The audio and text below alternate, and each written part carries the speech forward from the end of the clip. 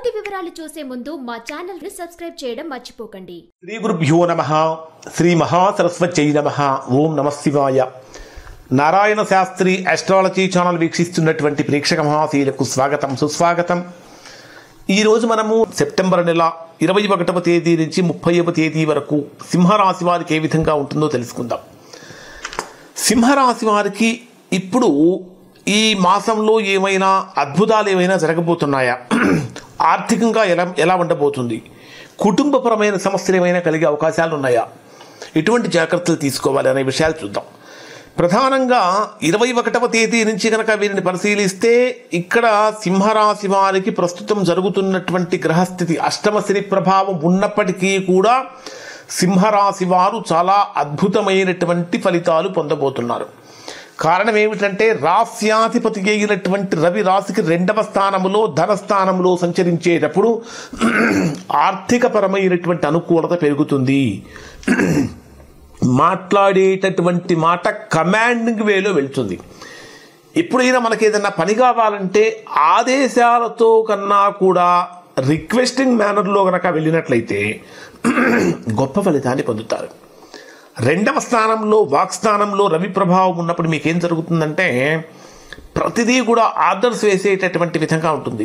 దీని వలన కొద్దిగా ప్రతికూలతలు పొందుతారు. కాబట్టి మాట్లాడేటటువంటి మాట ఆయుధం అంటే మాట్లాడే మాట తూటాలాగా మారకూడదు. ఆ మాట ఏ విధంగా ఉండాలి అంటే అందరినీ ఆకర్షించుకునేటటువంటి విధంగా ఉండాలి. ప్రధానంగా 2వ స్థానంలో సంచరించేటటువంటి రవిబుధ గ్రహాల కలయిక సింహరాశి వారికి విశేషమైనటువంటి యోగాన్ని ఇస్తుంది. ముఖ్యంగా ఉన్నత విద్య కోసం ప్రయత్నించేటటువంటి వారికి ఉన్నత విద్య అవకాశాలు వెతుక్కుంటూ వస్తాయి అని చెప్పాలి. అలానే హయ్యర్ స్టడీస్కు విదేశాలకు వెళ్ళాలనేటటువంటి వారికి కూడా అనుకూలంగా మారుతుంది. ప్రధానంగా చెప్పాలంటే తృతీయ దశమ స్థానాధిపతి అయినటువంటి శుక్రుడు మీ జన్మరాశిలోని సంచరించేటప్పుడు ఇప్పటి వరకు ఎవరైతే సింహరాశిలో జన్మించినటువంటి వారు ఉద్యోగపరమైనటువంటి సమస్యలతో బాధపడ్డారో, వ్యాపారపరమైన సమస్యలతో బాధపడ్డారో అవన్నీ కూడా తొలగిపోయి బ్రహ్మాండమైనటువంటి అనుకూలతలు సింహరాశి వారు పొందబోతున్నారు. ప్రధానంగా మీ జన్మరాశికి చతుర్థ భాగ్యస్థానాధిపతి అయినటువంటి కుజుడు 3వ స్థానంలో సంచరించేటప్పుడు ఇది విశేషమైనటువంటి యోగాన్ని ఇస్తుంది అని చెప్పాలి. 3వ స్థానంలో సంచరించేటటువంటి కుజుడు యొక్క ప్రభావం చాలా బ్రహ్మాండమైనటువంటి అనుకూలత కలిగిస్తుంది. మరొక ప్రధానమైనటువంటి విషయం ఏమిటంటే అష్టమ స్థానంలో సంచరించే శని ప్రభావం కారణం చేత జీవిత భాగస్వామి యొక్క ఆరోగ్య విషయంలో కొంచెం జాగ్రత్తలు పాటించండి. అలానే ఆర్థికపరమైనటువంటి విషయాలలో కూడా రుణ సంబంధమైనటువంటి విషయాలలో బ్యాంక్ ట్రాన్సాక్షన్స్ చేసేటప్పుడు కూడా కొంచెం జాగ్రత్తలు పాటించాలి. అసలు వీరికి డే వైజ్గా కనుక తీసుకుంటే ఏ విధంగా ఉంటుందంటే 21వ తేదీ ఉదయం నుంచి చెప్పుకుంటున్నాం మనం. 21వ తేదీ ఆ రోజు మనకు భాద్రపద అమావాస్య, పితృపక్షం, మహాలయ అమావాస్య అంటారు. అంటే పెద్దవాళ్ళకి పెట్టుకునేటటువంటి రోజులు, పెద్దవాళ్ళకి బియ్యం ఇవ్వటం కానీ పెద్దవాళ్ళకి పిండ ప్రదానం చేయటం కానీ మొదలైనవి చేసేటటువంటి రోజులు. చక్కగా ఇంట్లో పెద్దవాళ్ళు ఎవరైతే స్వర్గస్థులు ఉంటారో అటువంటి వారిని మనస్సులో స్మరించుకొని వారికి మనస్సులో ఒక నమస్కారం చేసుకోండి.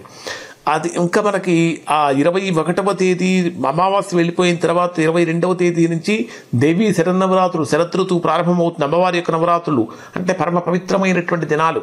పైగా సింహరాశి వారికి దశమ స్థానాధిపతి, కర్మస్థానాధిపతి ఎవరు అంటే శుక్రుడు ప్రధానంగా లక్ష్మీదేవికి సంబంధించినటువంటి గ్రహం, దుర్గాదేవికి సంబంధించినటువంటి గ్రహం. కాబట్టి దుర్గాదేవి యొక్క ఆరాధన కనుక మీరు ఈ సమయంలో చేసినట్లయితే విశేషమైనటువంటి ఫలితాన్ని పొందుతారు. 21వ తేదీ ఉదయం నుంచి 21వ తేదీ సాయంత్రం 4:30 గంటల వరకు ఉండేటటువంటి సమయంలో ఆత్మవిశ్వాసం చక్కగా బ్రహ్మాండంగా పెరుగుతుంది అని చెప్పాలి. ఎందుకంటే ఏ పని మొదలుపెట్టినా సరే దిగ్విజయంగా పూర్తవుతుంది. కొత్త పనులు ప్రారంభించడానికి ఇది అనుకూలమైన సమయం అని చెప్పాలి. కానీ ఆరోగ్యపరమైనటువంటి విషయంలో కొంచెం జాగ్రత్త తీసుకోండి. మనస్సంతా కూడా ఉత్సాహంగా ఉల్లాసంగా మారుతుంది అని చెప్పాలి. ముఖ్యంగా చెప్పాలంటే మీ ఎదుగుదలను చూసి మీ శత్రువులే అసూయపడేటంతగా మీ ఎదుగుదల ఉంటుంది అని చెప్పాలి. మానసికమైనటువంటి సంపూర్ణమైనటువంటి ప్రశాంతతను పొందుతారు. అయినప్పటికీ కూడా ఇక్కడ మీరు ఆదిత్య హృదయ పారాయణ చేయటం చాలా మంచిది.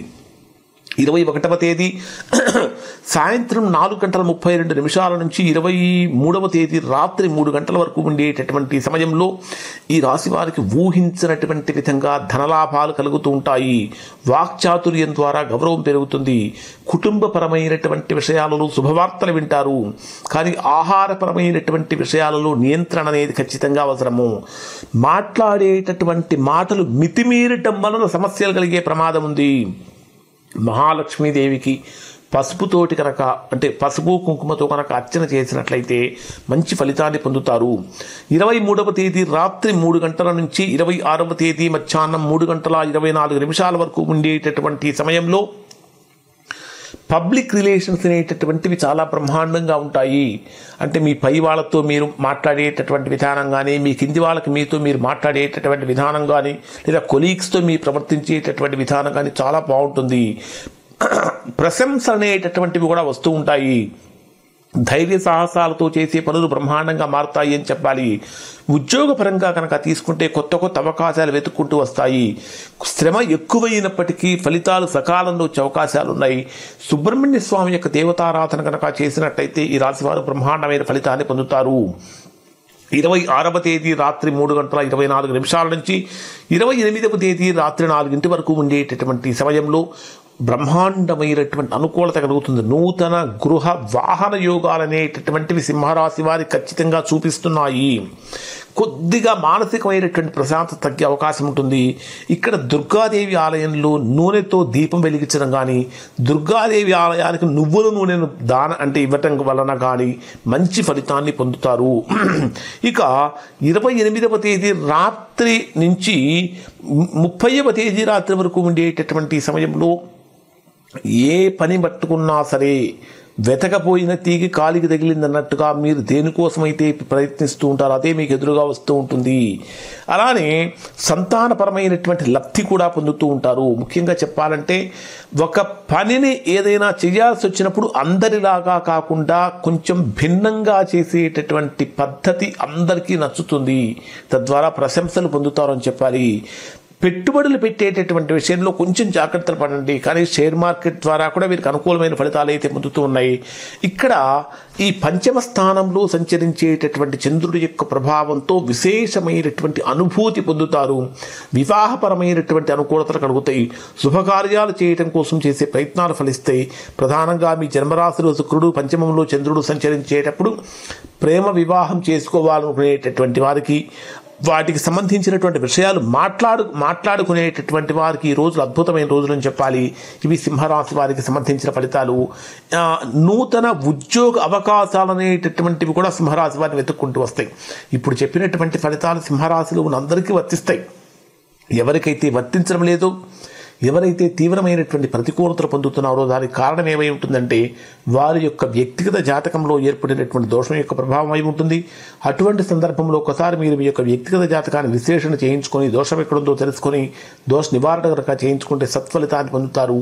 ఇవి సింహరాశి వారికి సంబంధించిన ఫలితాలు. శుభం.